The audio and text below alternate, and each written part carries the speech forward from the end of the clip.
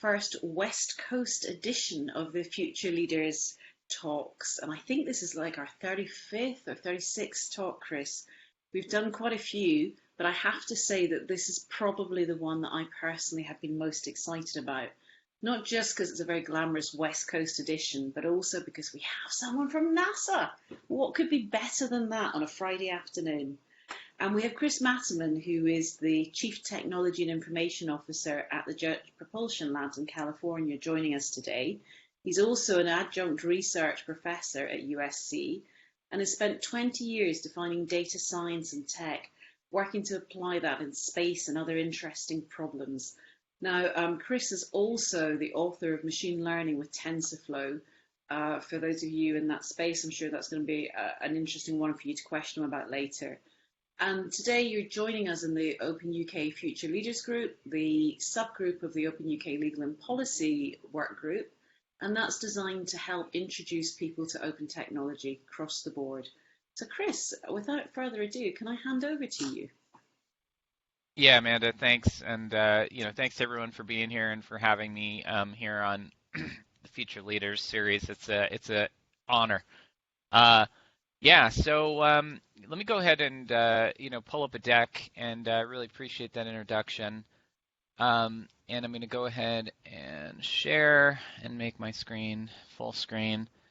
And so, again, really appreciate the opportunity to share with you today. I'm gonna try and talk to you a little bit about some of the work that we do in my organization at JPL that kind of is cross-cutting, both in the context of, I would say, kind of where we're headed technology-wise, but also touches on, some open innovation and things like that, and the way we think and the way we work. So at JPL, not JBL, the headphone place, but JPL, the place that makes the Mars program work for NASA, I lead the Artificial Intelligence Analytics and Innovative Development Organization. Basically, our job is to look at the future of IT and tech, that our organization, JPL, and NASA need. And then, to detect which of that technology is something that we want to experiment, try, prototype, build, and infuse into, the Mars program, into the operation of science missions with the Deep Space Network and things like that. We're not doing it alone. We engage a lot with industry, and so that makes us have to deal with, I think, a lot of the things that are the topic of this series, open innovation, technology transfer, licensing, and all that. And along the way, we deal with a lot of the new talent that gets infused into JPL and other areas of the business and line organization. And we train that new talent, we train them up, and we deploy them, and our goal is to keep them there for as long as we can, basically delivering awesome things during a pandemic like the Perseverance rover landing and the Ingenuity helicopter, and hopefully inspiring not just us, but the world. So, I'm from Southern California. We've got waves. There are other places that they are, but we like to think about technology in the form of tech waves. And we like to think about it kind of in the following way, from a user experience perspective. There are far out waves that haven't become a swell yet.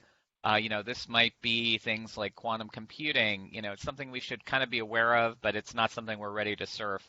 But then maybe, related to that, we've got something like GPUs or, something that's a little bit closer that we can test, we can play with, we can try out. And then we've got technologies that's here today, that we can leverage and apply, maybe AutoML and things like that. It's become a wave where it's a commercial product, and so our job is to surf it to kind of the shore and things like that. So we like to think about tech waves in this way, from a perspective of user experience, but also what should we be putting our priorities and focus into. So what are the tech waves, that we're interested in? They kind of fall into these categories, and I'll just touch on some of them now. They're all connected by intelligence and AI and things like that, because the world is increasingly dependent on this. There's a Wall Street Journal study that said every major area of business and business function will include some element of AI in the next 5 to 10 years. So, everything from cybersecurity to thinking about things like blockchain, being, encryption by default, to new ways of computing, like I talked about, quantum computing, neuromorphic computing, which is basically brain on a chip, to GPUs to just new models of computing like serverless in the cloud, where you don't have a persistent server and you're still writing more functional type of code and things like that. Everything is software defined nowadays, even the networks, and allows them to be more malleable and changeable all the time, which is good for us. And it's good for things like Internet of Things and ubiquitous computing. Edge devices, there's a lot of talk at CES this year about things like, pushing edge devices to their core and integrating AI with them. So taking a, 5G router, that converts that signal to Wi-Fi 6, and the products from Qualcomm that then add an AI chip, from Qualcomm in that. So ubiquitous computing combined with AI, and things like that. Everything from, again, deep learning and machine learning to NLP and things. And in the pandemic, this one always, in the pre-pandemic, that is phase, this one always kind of got people in scratching their heads. But learning from the new generation and the way that they work and the new habits, everything from cord cutting to having a reduced footprint to being always online, always connected. And then the pandemic exacerbated it and made these not just, the skills and the tech waves of the new generation, but we all had to kind of rapidly kind of come up to speed on this. So these are the tech waves, that we're tracking. And so the thing that you asked related to these tech waves and the methodology for tracking them is how do we think about the world? How do we farm these, and how do we use these to answer questions? So we like to think about, the world related to those tech waves in sort of the following way. Everything, the data, the APIs, everything is in the cloud. And more often, the things that are built in the cloud today, is open technologies and open source. We want to be able to visualize and show the data that's in the cloud, leverage those APIs to do analytics on that information, on those services. And then today we type, we click, we touch, and interact in that way. We even hear, speak, gesture, and see. These are becoming more commonplace. Tomorrow we'll think and smell related to that if Elon is successful in some of these other areas. And then that's just what the human beings do, and the machines do things like measure the temperature of the water, the electricity. At CES this year, I'm thinking about Kohler products where, you can tell it to pour you a cup of water, or pour you a gallon of water and things like that, and then it'll measure that and keep track of everything you did over the last month there. So this is where the world is going. Again, increasingly connected by AI, machine learning, deep learning, and intelligent digital assistants to leverage this sort of whole ecosystem. And we don't just, think about the world in this way. We actually organize our team in this way. So this is JPL's Innovation Experience Center that's part of our organization. As you can see, those kind of key capabilities and tech waves, this is how we organize ourselves into teams, and so on and so forth for that. So now I'm going to, I've told you a little bit about our approach for identifying the technology waves. I've told you a little bit about the way that we think that we should be structured to kind of address that. And now I'm going to go into some of the projects that directly employ these technology thrusts and tell you a little bit about some of the results as they align to JPL's core business, which is building space missions and drawing pretty pictures of them, monitoring them, and then delivering science and value to the world. I'm not going to talk about all of these. I'm going to narrow in on a subset of them, and that subset is going to be aligned to the JPL mission lifecycle. So we're going to start in the area of mission formulation and planning, and then we'll get into mission operations. For mission formulation and planning, the best way to describe it is sort of the following. JPL has an end-to-end concept shop that we call the Innovation Foundry. The goal of that end-to-end concept shop is to go from back-of-the-napkin sketch to conceptual design and studies, to costed conceptual design, to proposals based on that conceptual design for a new $2.5 billion Mars mission or a couple $100 million Earth science instrument. And all the way from there to getting the results back of our proposals and then learning how to write them better based on the identified strengths and weaknesses. So end-to-end in our concept shop, we are being asked in my organization to aid early mission concept technology research and formulation. The basic practice of this Innovation Foundry today involves searching the internet, when there's a new study idea to come up and looking for external research material to tie to internal JPL products like research and technology development reports, to proposals, to things like that. And to figure out who at JPL is writing and publishing in this domain and who's working with one another. And when we do, to invite those people to mission concept studies and formulation, and to look at their record over time and use and bring the right people together.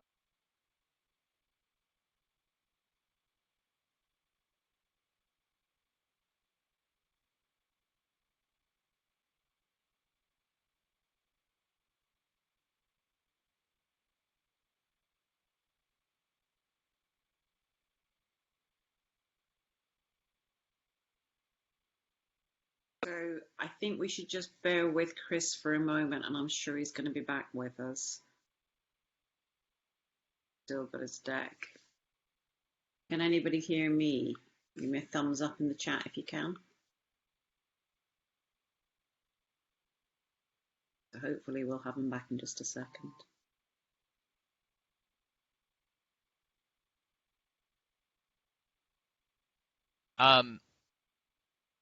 So I think we lost you there just for a second or two, Chris. Yeah, Good. I'm back. Apologies. I don't know exactly what happened, but I think I'm back. So there you go. So basically this tool, this ATM tool, allows internal JPL formulation process to leverage the power of AI and natural language processing to tie together external research to internal JPL research projects so that we can bring the right people together for better missions and better studies. And we're not just stopping there. Like I mentioned, this is an end-to-end concept shop. And so one of the other things we do is once we do a study, come up with a conceptual candidate design, we cost it under several costed options, submit a proposal based on that. We get feedback from our sponsor like NASA that says, here, you won, you didn't win, here are the strengths and the weaknesses of your proposal in budget, in teaming, and things like that. And we don't stop there. We mine using NLP, natural language processing, and AI to uncover patterns in what we call the debriefs, or the information back from our sponsor, and use those patterns in a BI way to directly improve the way that we write future proposals. So we're actually using that information to reduce redundancy, reduce the amount of conceptual research that we need to do, and to make sure that we're introducing the right research capabilities that our sponsor wants to see in an end-to-end fashion. So that's formulation. Let's pivot a little bit to talk about the way that we do our engineering business. So once JPL has a phase mission lifecycle. So what I just talked about was really pre-phase A and phase A, mission concept, formulation, and design. Once we've won a mission and we've begun working on it, like the Mars rover, like Perseverance and things like that, we like to say we draw a bunch of pretty pictures of what we're going to build on that mission, like rover arms, like entry, descent, and landing vehicles, like helicopters that are going to fly in another planet. And when we do, we use a set of engineering tools from Siemens called Lead PDM and Team Center to basically, and it's dozens of tools, it's 20 plus tools, different engineering apps and products to basically capture the engineering lifecycle in a common way.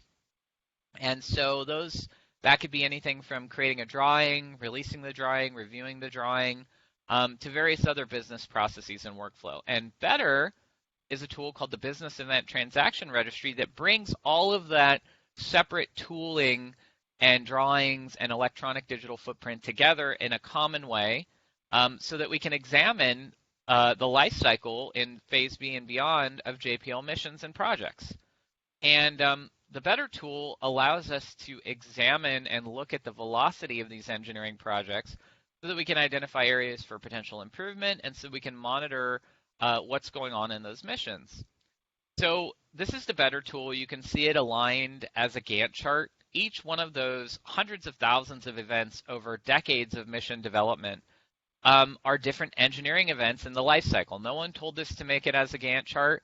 We did several user experience designs. We have an end-to-end team that basically sits with stakeholders and figures out the best way to kind of look at this. This is the Mars 2020 mission, which is the one that just landed on Mars. That includes our Perseverance rover and the Ingenuity helicopter. And these are various engineering events that happen during that time. The duration of the events are the length of the horizontal bars. An engineer on the project can come in, look at the life cycle velocity of JPL's missions across various phases. They could look at other missions. That was 2020. This is InSight, the 2018 lander. It's using big data visualization, again, user experience design and research, and the cloud by capturing this information in kind of a common data lake type of approach. And one of the things that might immediately jump out to you here is, in 2016, in between April and July, there's a big gap in InSight. And what happened there was they had issues in the development of the boon that actually puts the measuring boon into Mars to measure Mars quakes. And there was an issue there, and that time it jumps right out at you. You're literally looking at the velocity of JPL engineering projects this way. So pivoting from formulation and planning to mission operations, which is typically phase C of the JPL mission lifecycle, JPL manages on behalf of NASA the Deep Space Network, or the DSN. And what the Deep Space Network is a set of dishes, 70-meter dishes, which is about the size of a football field. And they're deployed in Madrid, Spain, Canberra, Australia, and Goldstone, California. These dishes are international assets. They're not just, United States assets. Every country that does work in space and deep space must use the DSN because there is no other replacement for it. India uses the DSN, our ESA partners, lots of different, countries use the DSN. And so because of that, the Deep Space Network dishes that both track, send commands to, and receive information back, these assets in space, they're typically massively oversubscribed because of that. So sometimes years in advance, or at a minimum months in advance, when you need time as a mission on those DSN dishes to ensure that you can have coverage for critical science and critical events and critical operations. So, a critical event is something like entry, descent, and landing on Mars. During that time, you're going to need time on DSN dishes so that we can have tracks, satisfy things. And so these schedules that missions make of the requested time on DSN, again, sometimes is known years in advance. And these schedules, because this is such a frequently used asset, typically have massively overlapping requirements. So, in any given week, in which you're seeing in the columns here weeks in December 2017, and in the rows different DSN dishes, in any given week, these are massively oversubscribed by different mission requests. And as it turns out, common operational and logistics research tools can be used in AI planning techniques that have been matured over the last 20 years to deconflict like 80% of these conflicting schedule requirements. But the last 20% is typically dealt with by human beings getting into smoke-filled rooms and horse trading, the last elements of it. And we lose that informational and institutional knowledge when they do that because it's hard to say why you just felt you only, instead of needed the original 6-hour request in this particular track, you could live with the 4-hour request and other constraints like that.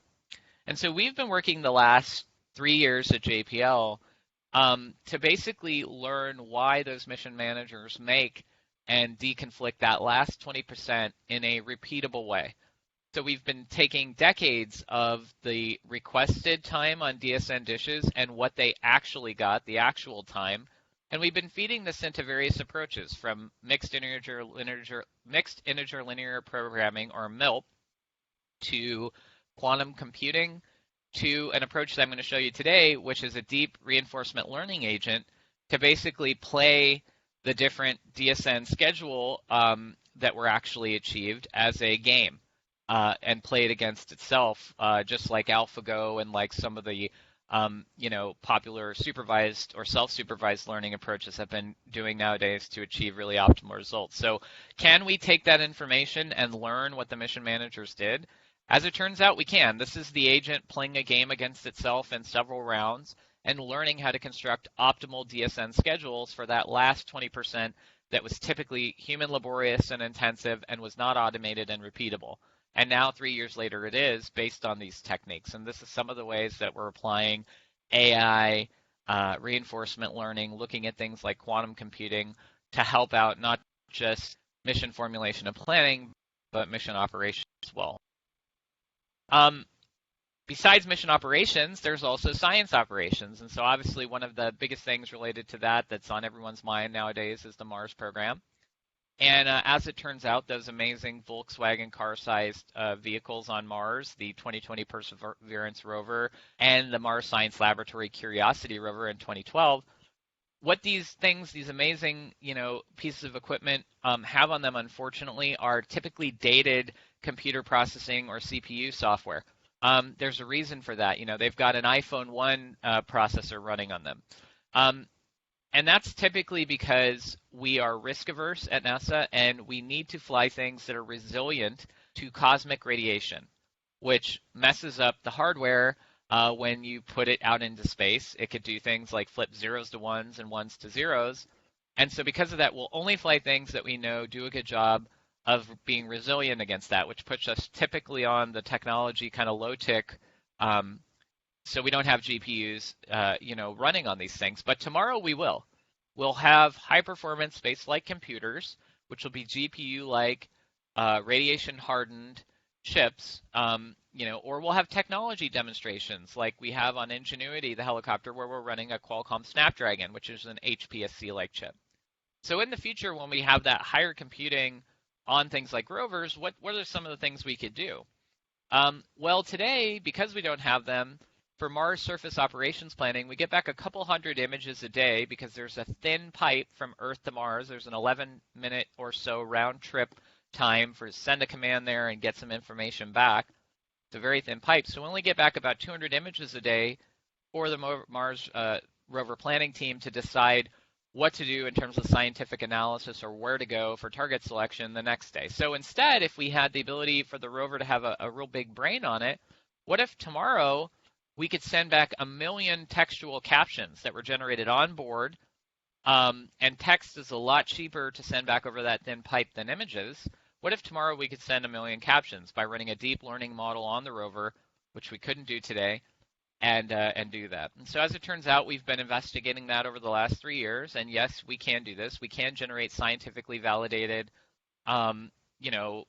captions, textual captions, that capture things like cardinality, how many rocks we see, more or less, distance, how far away a bedrock outcrop is, and what are the associated other things that you see there. And so given these types of capabilities, you could think of in the future, a future Mars rover ground station system looking something like this. This is the Arroyo outside of JPL. This is a tool that we built called the Uhura. You're going to notice a theme here. This is the Athena rover, which is our test rover out there in the Arroyo, and it's driving around, and it's generating and running our algorithm called Scotty, which is our science captioning algorithm to generate captions of the images that it's seeing. You see Athena has NVIDIA TX2s on it. It's a future smart rover ground environment, and it's directly enabled by the work we've been doing to imagine what the future of high-performance computing and next generation and tech waves of computing look like in this environment. So this is the last example. And so I've shown you, mission formulation, and design. I've talked about, mission operations. And now we're going to talk a little bit about engineering operations for missions. So when those missions are flying, the science data is amazing and all of that, but there's other data that's important to us. It's engineering data, engineering telemetry. And that data is important because that's how we detect where there are missions which run, are hundreds of missions which each run dozens of potential instruments on them. That telemetry, the engineering telemetry, tells us how healthy those instruments are behaving and how the mission is doing. And typically people examine that in a clunky way today using thresholds, which I'll talk about. And the way that they do it is really difficult and time consuming, and we really want to evolve that because we need to do a better job of mission operations. So the way that people typically do this is they look at hundreds, possibly thousands of channels, and they draw a horizontal line either above or below the x-axis and say if it goes above or below this line, it's an error or an anomaly. Those are called thresholding. A better way to do that today is to apply long short-term memory or recurrent neural network models to actually truly learn what's an anomaly and what isn't, to apply AI and machine learning to learn in this particular time series graph what's normal and what's not. So we built a system called Telemanom, published it at KDD in 2017, and we've been working on a front end to Telemanom that does exactly that. It's telemetry anomaly analysis. What it allows you to do, pick different engineering channels of telemetry. That's from our science laboratory here. We're picking various thermal channels and create a model on the fly. And build the model, add different pre-processing steps, and then once we're happy, with the model that we've built, save the model, and then take that saved model and directly apply it to the telemetry data from the mission and look at what the model is telling us. Is an anomaly, what is true normal, and what is and allow them to do that. So I've given you sort of how we think about technology, how we think about tech waves, what's out there today, where we're looking at. I've walked you through the JPL, how we're organized, how we, apply these directly to our projects and what are the areas. And so now I'm done, and I would be very happy to talk about any of your questions that you have related to this. And I want to thank everyone and apologize, I guess, for the couple little internet outages there. So no worries at all. It's one of those things that happens to the best of us. Although I don't expect it from a Californian, to be quite honest. I expect that from us Brits. Do we have questions for Chris?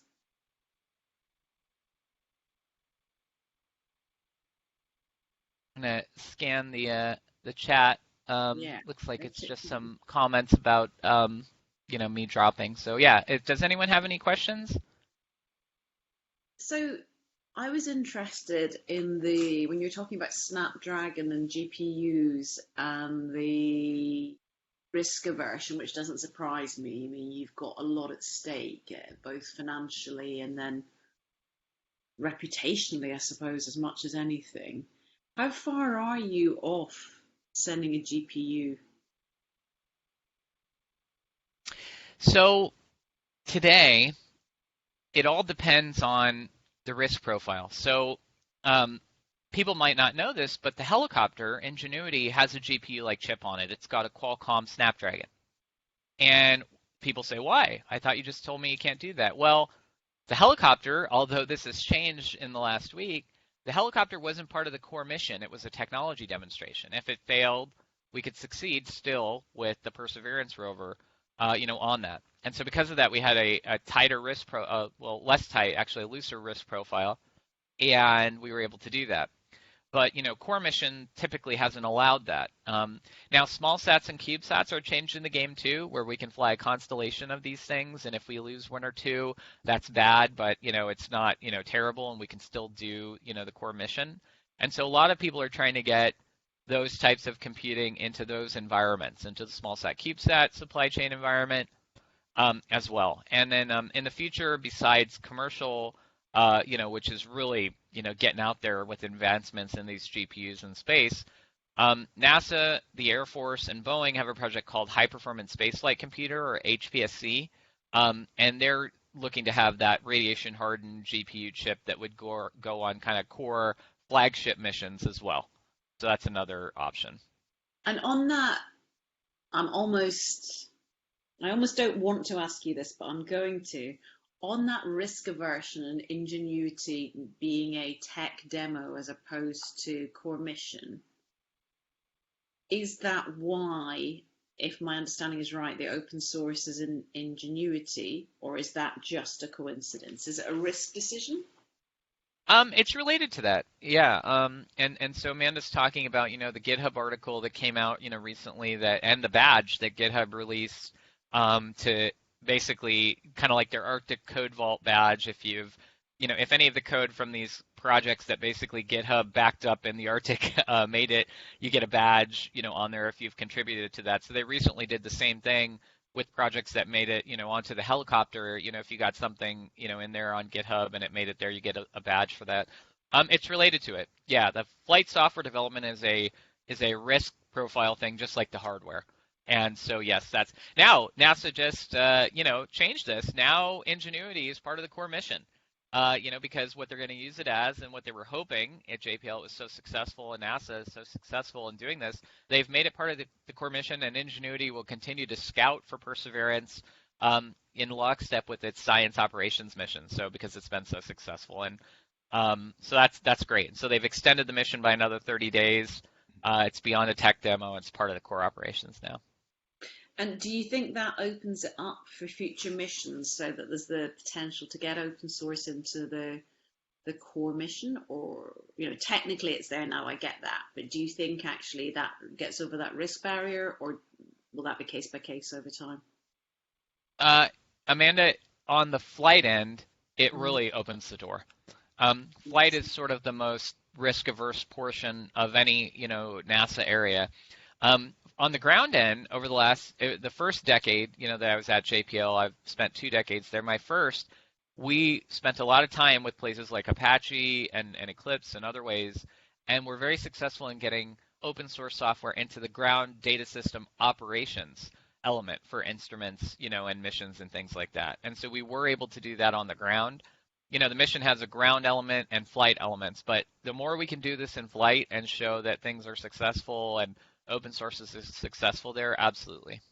That's really exciting. Now, I know Jorge has a question for you, and I hope I've said that properly. Do you want to come on? Thank you, Amanda. Yes. Amanda, I am in Colombia right now. We have a consortium, I can say that, of companies that wants to get into the space. However, it's so difficult because we are far away from companies and from countries like United States and even England. I was wondering about the way open source code works for minorities and for people that work with NASA. Suppose you have to prepare some software and you need to ask people around the world to make the software. How to benefit the minorities if the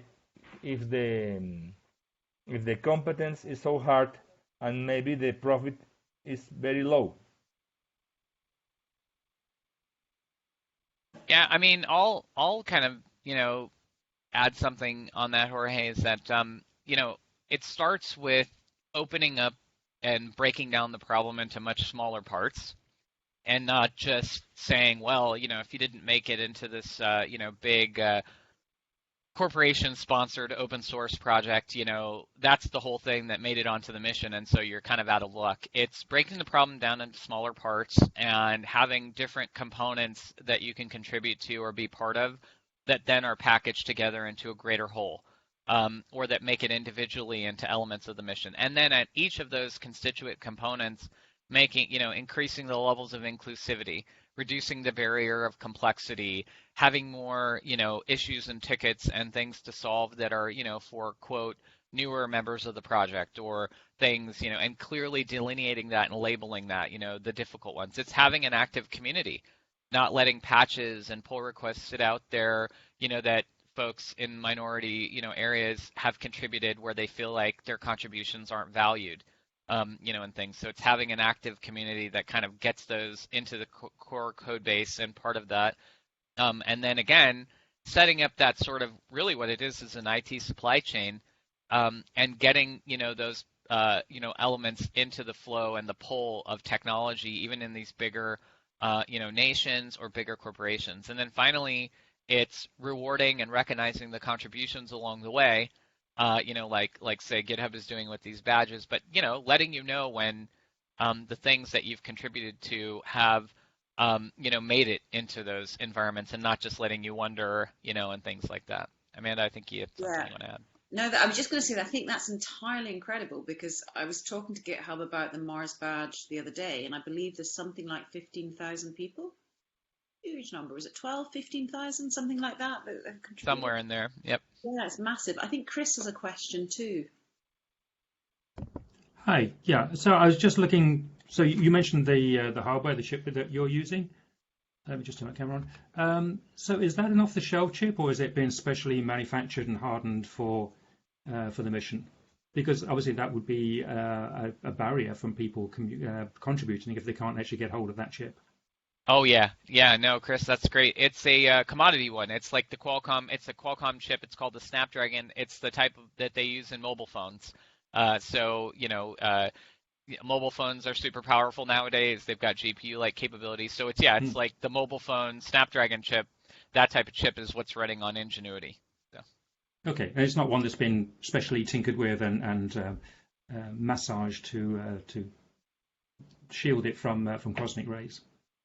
It has been massively tested for that in partnership. JPL has a partnership with Qualcomm to do that. And so, they kind of went all in on basically saying, hey, we think we're going to do this, so let's make sure, that it doesn't latch up or, things like that. They've got, and so that actually benefited the world too, and your phones and other things, because we know a lot about now that chip, that commodity chip. So good. So so a lot of people I know have received Mars badges, not myself, unfortunately, because I don't contribute that much software upstream. But yeah, that's been a big thing. A lot of people have been